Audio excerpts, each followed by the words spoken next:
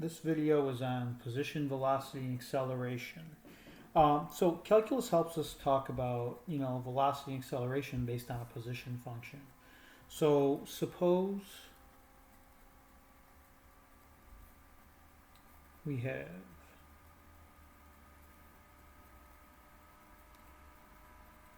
an object whose position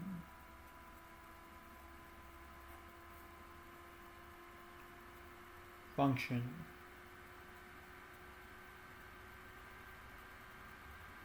is given by s of t, where s of t is the position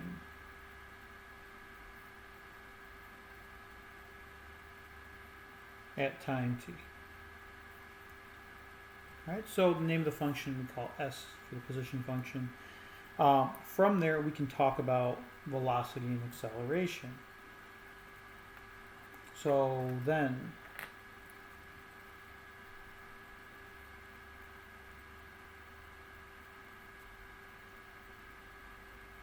the velocity function, when we talk about velocity function, it's really a function that's going to give us the velocity at a specific time. So the reason I'm bringing that up is this is like the instantaneous velocity is what you should think about. So then the velocity function is given by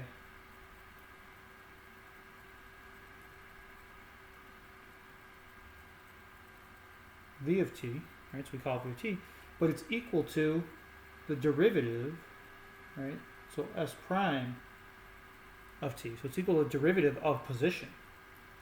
So velocity is the derivative of position. Right? Velocity is, right, your change in distance over change in time. Alright, so it's the derivative of position. It's the rate of change of the position. And the acceleration function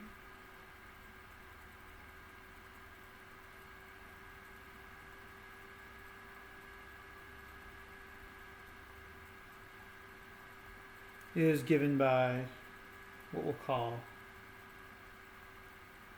a of t. So acceleration at time t is equal to the derivative of velocity, so v prime of t, which is just the second derivative, so s double prime of t, the second derivative of position, right? So if you want to find the acceleration, that's the second derivative of position. If you wanted to find the velocity, that's the first derivative of position.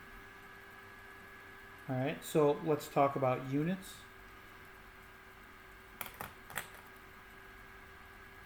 Units for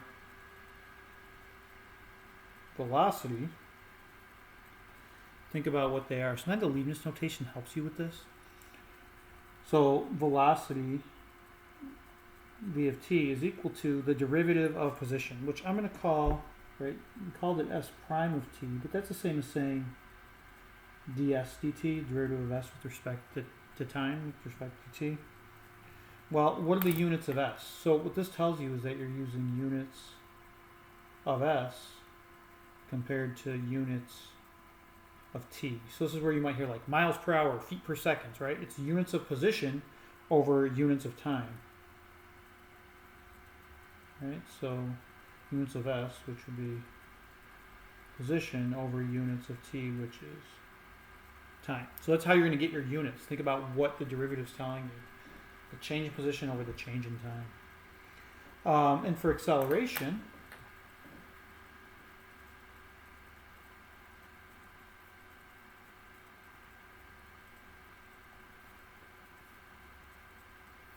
that's a of t. Right? This is the units of position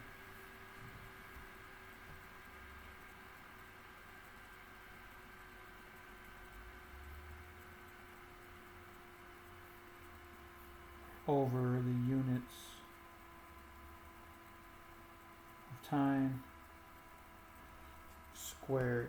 Now when I say this, I'm not really showing it the same way I showed it up here. But think about what it is. If velocity is position over time, and I'm taking the derivative of that, right? So if I said I was taking the derivative dv over dt, well, derivative of v, right? Derivative of velocity, dv over dt, the units of v are position over time, and it would be over time. The position over time is just position over time squared, right? So position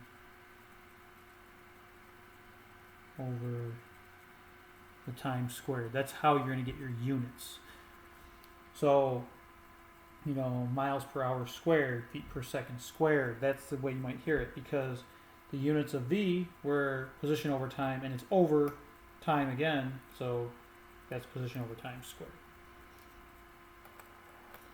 Let's look at an example, and I'll do it on a new page just to have some space.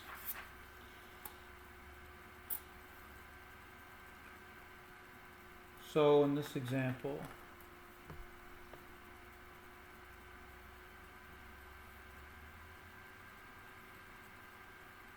suppose an object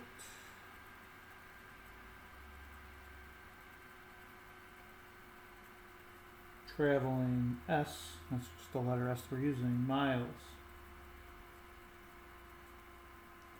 from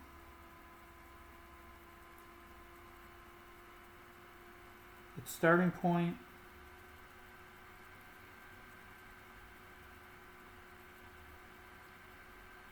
as a function of t in hours as follows. So I'm going to give you a function s of t. And we'll say s of t equals 15t squared plus 3t. Right? So this function gives us, you sub in the time t in hours, and it'll give you the position in miles of the object from its starting point. All right. So we'll ask questions based on this. So if I said find the distance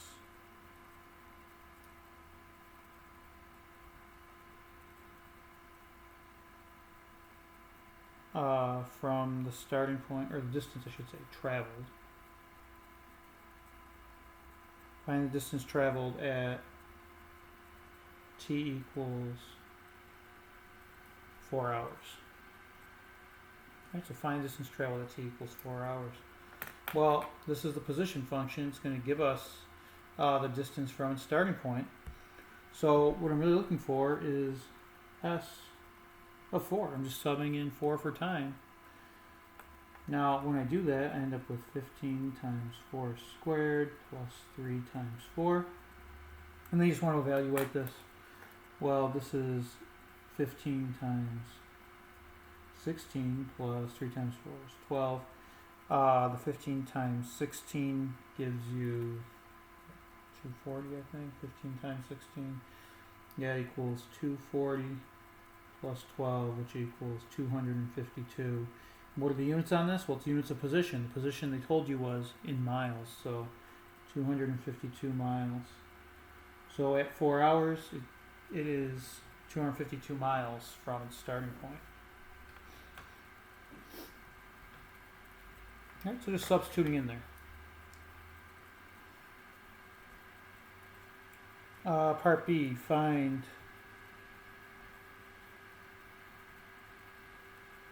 the average velocity. And be careful, average means something different than instantaneous, or just saying velocity. Find the average velocity between t equals 2 and t equals 5 hours.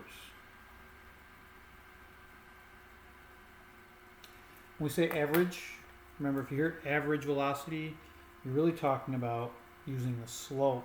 If you hear instantaneous velocity or just velocity, at a specific one point, that's when you're talking about using the derivative. So we're not using the derivative here. This is actually saying use slope between these points. So to find this, you want to find the position at 2, find the position at 5, and then use the slope formula to find that average velocity, find that rate. So S of 2, when subbing 2 to this function here, we have 15 times 2 squared plus 3 times 2. And let's just do this calculation quickly. 2 squared is 4, 4 times 15 is 60, and then plus 3 times 2 is 6, so this will be 66. So this is 66 miles, right? So it's saying after 2 hours, you're at 66 miles from the starting point. And you have to find S of 5. I want to find, these are the t values, I want to find the y values that go along with them, right? Because we want to find the slope between 2 points, you need x and y value for each of them. So this will be 15 times, we got 5 squared plus 3 times 5, just substituting into our function. And then if we do that, 5 squared is 25, so 25 times 15 is 375, plus 3 times 5 is 15, 375 plus 15 is 390 miles. So I didn't answer the question yet, but I got what I needed out of it. I was looking for, the coordinates. So the coordinates that go along with this are 2, 66. The coordinates that go along with the second point are 5, 390. When they ask us to find the average velocity, they're asking you to calculate the slope. So they're just looking for the average between 2 points. If they're not saying the average, they're out talking about the instantaneous velocity at a specific point. So remember, change in y over change in x. 390 minus 66 divided by the change in x, 5 minus 2, this minus this, over this minus this. Make sure your order is consistent. 390 minus 66 gives us 324 over 3, which ends up being 108. What are the units? Well, remember, it's the units of the numerator over the units of the denominator. Units of y over units of x, or in this case, units of position over units of time. The position was measured in miles. The time was measured in hour. And we should know that, right? Miles per hour, because of the unit being velocity, right? So velocity is always units of position over units of time. But you could also get it from the change in y over change in x.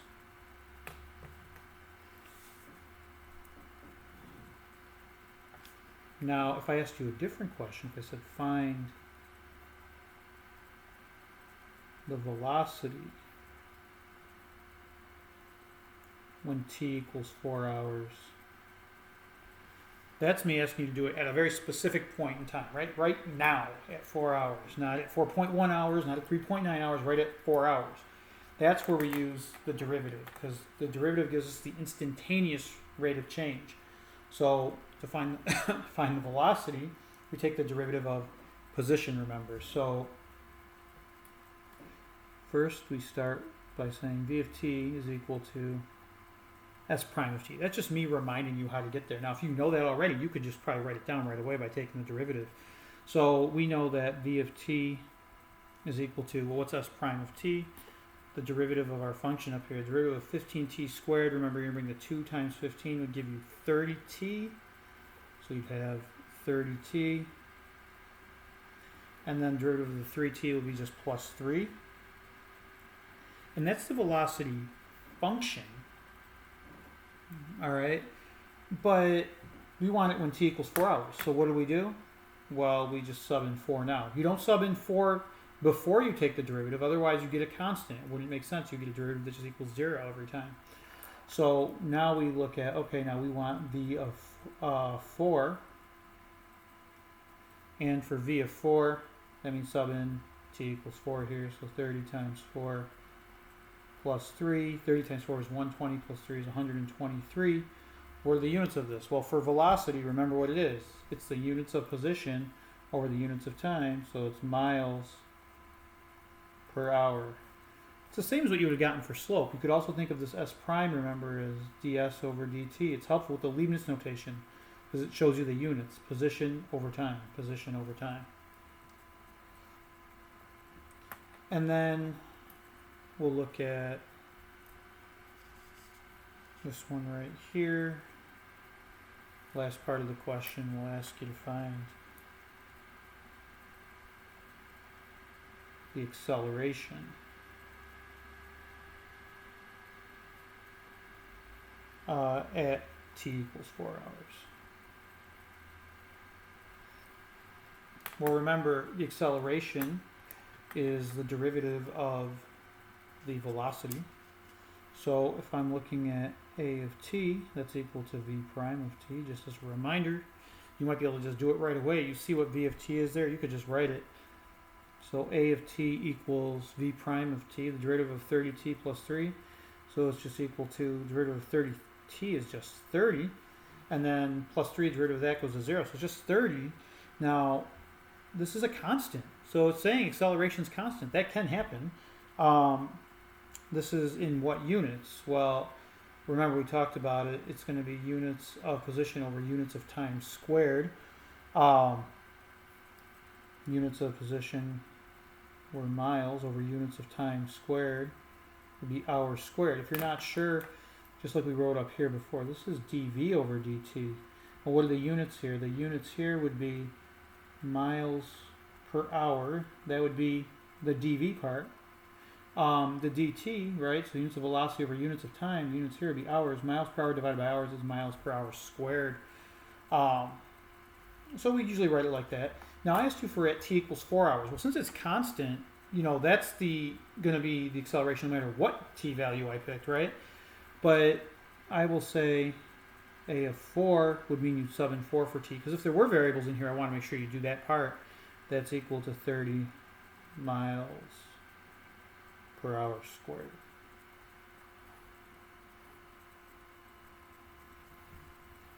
Something important to understand, you know, in your domain here, time, the lowest you can have is 0, right? It could go out to infinity, but in this case, the lowest you have is 0. You can't have negative hours. You can't have negative time.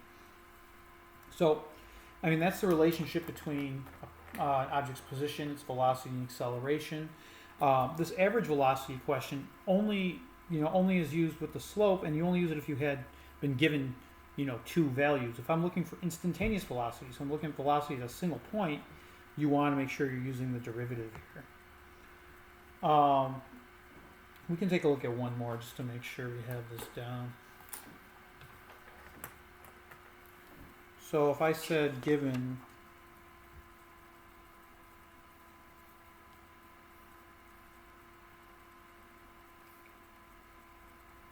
s of t equals 3t to the 4th minus 6t is the position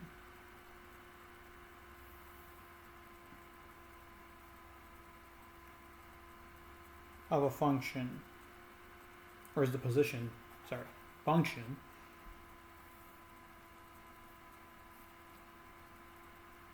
of an object in feet.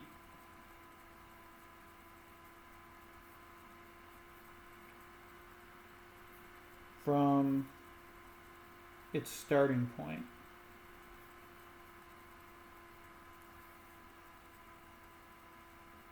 for time t in seconds. So time is measured in seconds here. The position is measured in feet. Make sure you're paying attention to that, because if you don't know what the units are, you may write the incorrect units. And say find, and you may want to pause it before each parts of this so you can actually do the question on your own and then, you know, check it out. But if I said find for A, if I said the average velocity between t equals 0 and t equals 2 seconds. So that word average in there is very important. Average velocity, if they gave you 2 points, they're really telling you to use the slope. And you want to find the ordered pairs for each of these t values. So when t equals 0, we're taking s of 0, which would equal 3 times 0 to the 4th minus 6 times 0. And if you know what this is going to be, which is just going to be 0, you can just write it right away. I don't need to see you substitute that in. So we know one of the coordinates we have is 0, 0. The other one, s of 2, it's going to be 3 times 2 to the 4th minus 6 times 2, substituting in. 2 to the 4th is 16 times 3. It's going to give us 48. Minus 6 times 2 is 12. So 48 minus 12 gives us 36. Now remember, this coordinate, t comma s of t, would be 2 comma 36, or like x comma y. Make sure you know what the units are in this. The 0 and the 36 are both measured in feet, right? You subbed in a time, you got the feet from its starting point out. And it makes sense that at 0, it would be 0 feet from its starting point. So how do I find the average velocity? We said the slope. So the slope is equal to the change in y, 36 minus 0, over the change in x, 2 minus 0. And 36 minus 0 is just 36, over 2 minus 0 is just 2. 36 divided by 2 is 18, and then make sure you have units on this. 18 units of y over units of x, or in this case, units of s over units of t. Units of s were in feet per units of t per seconds, so it's 18 feet per second. Alright, for the next part, if I said find the velocity when t equals 1 second. Well, how do you find velocity at a single point? The instantaneous velocity, well, that's what we're talking about, the derivative, right? So we know v of t, the velocity, is equal to the derivative of position, s prime of t. And what's s prime of t going to be? Well, it's the derivative of our function up here. Now remember, you can't sub 1 in yet. You have to do that after you take the derivative. So we have t equals 1, but we don't use that until later. We take the derivative here, 3t to the 4th. The 4 will come down. 4 times 3 is 12. T to the 3rd power minus the derivative of the 6t is just minus 6. And that's what v of t is, right? So if I was writing what the v of t function is, v of t is just equal to 12t to the 3rd minus 6. Now we want to use this at a very specific point in time. We want to find v of 1, because it's at 1 second. So that would be equal to 12 times 1 cubed minus 6. 12 times 1 cubed is 12 times 1, so it's 12 minus 6 gives us 6. The units on this are feet per second. Remember how you get the units, right? S prime is the units of s over the units of t, right? It's that ds over dt. So units of position over units of time. So 6 feet per second. And notice that even though t equals 1 second falls between the 0 and 2 seconds, right? It's not the same value, because this was the average over that whole interval. This is at the exact instant that the time is 1 second, the velocity is 6 feet per second. And the last part we'll look at is the acceleration. The acceleration when, we'll say, when t equals 1. Now remember, I could ask you for different values. But for when t equals 1 second, acceleration, you should know, right, is the derivative of velocity, so it's equal to v prime of t. It's actually equal to the second derivative of the position, but you don't need that part because we're finding it right here. So v prime of t, we have v of t right here. It was 12t to the 3rd power minus 6. So the derivative of 12t to the 3rd will give us 3 times 12 is 36, t to the 2nd power. The derivative of 6 goes to 0, so we're left with a of t equals 36t squared. That's the acceleration function, right? So that's the acceleration function, but we want to find the acceleration when in what? When time is 1. So a of 1 equals 36 times 1 squared, which equals 36, and make sure you have the units. The units are units of position, so feet, over units of time squared, so feet per second squared, because it's feet per second, right? Because it's the derivative of the velocity. So This is where we use, first and second derivatives a lot in calculus and applications like this. Additionally, a little bit later, you'll see where we use the first and second derivatives to tell us about how we graph functions.